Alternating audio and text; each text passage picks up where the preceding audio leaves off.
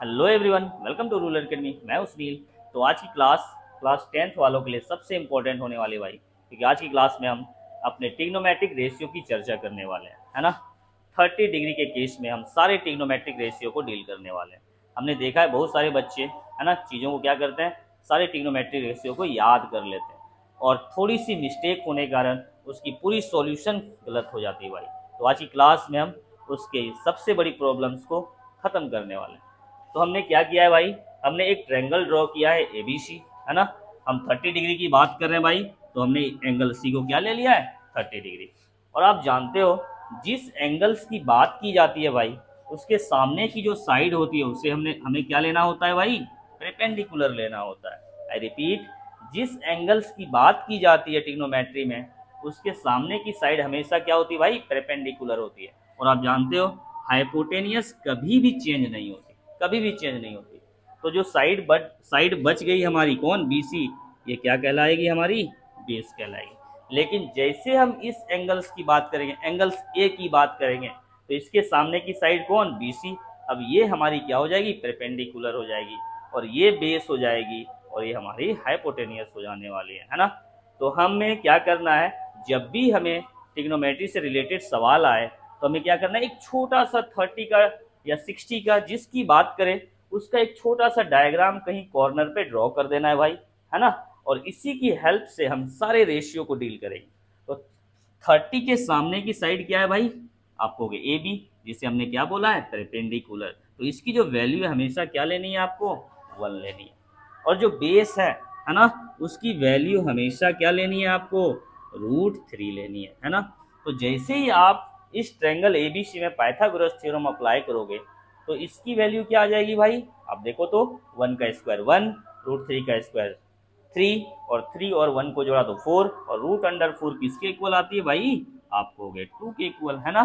तो जब भी आपको 30 के केस में किसी चीज़ की वैल्यू पूछी जाए तो आपको कुछ नहीं करना है, आपको सीधा एक डायग्राम ड्रॉ करना है, हूबहू डायग्राम ड्रॉ करना है और ये वैल्यू आपको याद रखनी है कि भाई 30 के सामने वाली साइड को हमें 1 वैल्यू देनी है, बेस को √3 देना है और हाइपोटेनियस को 2 देनी है ना।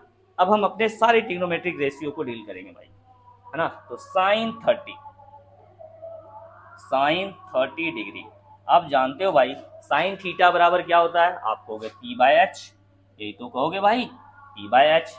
P हमारी क्या है, आप देखो इस एंगल्स की बात करें ना, इसके सामने की साइड जो है P, वो P कहलाएगी भाई। तो P हमारी क्या है, आप कहोगे AB, और हाइपोटेनियस क्या है भाई, आप कहोगे AC, है ना, AC। तो देखो तो AB की वैल्यू क्या है भाई, आप कहोगे 1, और AC की वैल्यू क्या है, आप कहोगे 2। तो साइन 30 की जो वैल्यू होती है हमेशा किसके इक्वल होती है भाई, 1/2 के इक्वल, है ना। तो आपको कुछ भी चीजें को याद रखने की जरूरत नहीं है, आपको सिर्फ डायग्राम याद रखने हैं भाई। आगे साइन 30 हम ले लेते हैं भाई cos 30। आप जानते हो cos थीटा बराबर क्या होता है, आप कहोगे B/H। B हमारी क्या है भाई, बेस क्या है हमारी, BC, और H क्या है हमारी भाई, आप कहोगे AC। तो देखो BC की वैल्यू क्या है, बेस की वैल्यू क्या है भाई, √3, और AC क्या है हमारी, हाइपोटेनियस, जिसकी वैल्यू क्या है, 2 है। तो cos 30 की जो वैल्यू होती है वो हमेशा किसके इक्वल होती है भाई, √3/2। अब हम निकालते हैं अपने tan थीटा की वैल्यू, है ना, tan 30 डिग्री की वैल्यू निकालते हैं। तो आप जानते हो tan थीटा बराबर क्या होती है भाई, आप कहोगे P/B, यही तो कहोगे। तो P हमारी क्या है भाई, आप कहोगे AB, और B हमारी क्या है, बेस, आप कहोगे BC, है ना। तो AB की वैल्यू क्या है भाई, 1, और BC की वैल्यू क्या है, आप कहोगे √3। तो tan 30 डिग्री की वैल्यू जो होती है वो किसके इक्वल होती है, 1/√3 के इक्वल। अब हम आते हैं हमारे दूसरे रेशियो पर भाई, है ना। हम आते हैं हमारे कोसेक 30 डिग्री पर। आप जानते हो भाई कि साइन थीटा का उल्टा क्या है, कोसेक थीटा। इसका मतलब जो साइन 30 की वैल्यू है 1/2, कोसेक 30 की जो वैल्यू होगा जस्ट इसके अपोजिट होगी भाई, यानी 2 के इक्वल होगी। क्या 2 के इक्वल होती है, हम चेक कर लेते हैं भाई। तो कोसेक थीटा यानी क्या, H/P, यही तो होगी भाई, कोसेक थीटा यानी H/P। एच हमारी क्या है भाई, आपको हो गए ए सी, और हमारी पी क्या है, आपको हो गए ए बी। तो ए सी इक्वल टू क्या 2 और ए बी इक्वल टू क्या है 1। हमने देखा क्या भाई, साइन 30 की जो वैल्यू है कोसेक 30 की वैल्यू के जस्ट ऑपोजिट है, क्योंकि हम जानते हैं साइन थीटा किसके इक्वल होती है भाई, साइन थीटा जो होती है वो हमेशा कॉस थीटा के ऑपोजिट होती है। आई रिपीट, साइन थीटा जो होती है हमेशा कॉस थीटा के ऑपोजिट होती है। इसलिए हमने क्या देखा, इसकी जो वैल्यू है इसके क्या हो रही है, जस्ट अपोजिट आ रही है। उसी तरह सेक 30 भाई, सेक 30 डिग्री है ना, तो सेक 30 बराबर क्या होती है भाई, आपको हो गए एच बाई बी। एच हमारी क्या है भाई, आप देख लो, एच हमारी है ए सी और बी हमारी क्या है भाई, आप हो गए बी सी।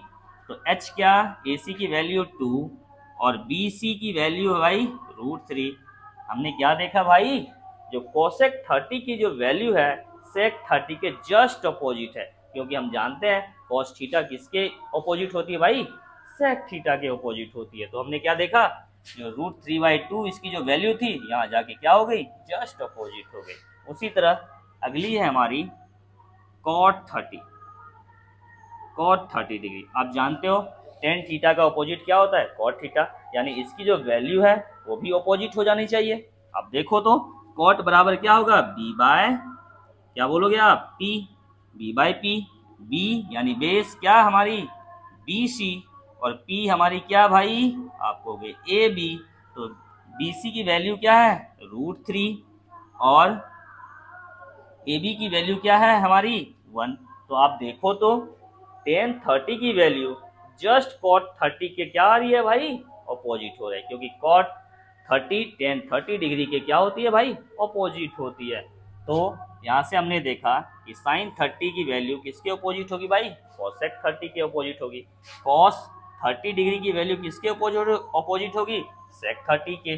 tan 30 की वैल्यू किसके अपोजिट होगी, cot 30 के। तो आपको कुछ नहीं करना है भाई, जब भी आपको ऐसे सवाल आए तो आपको कुछ नहीं करना है, आपको ये डायग्राम जो है 30 की जो ये जो डायग्राम है उसे कहीं कॉर्नर पे ड्रॉ कर लेना है और सारे वैल्यू को आपको रख देना है और इसी के हिसाब से आपको सारे रेशियो तय करने हैं। तो ये सबसे बेस्ट तरीका होता है आपको चीज़ों को सॉल्व करने का। इससे क्या होती है, सवाल है ना, सवाल में गलत होने की चांसेस एकदम ना के बराबर हो जाते हैं, क्योंकि आप क्या करते हो, एग्जैक्ट वैल्यू को सवाल में पुट कर पाते हो, है ना। तो ये थी हमारी आज की क्लास। आई होप आपको ये पसंद आई होगी।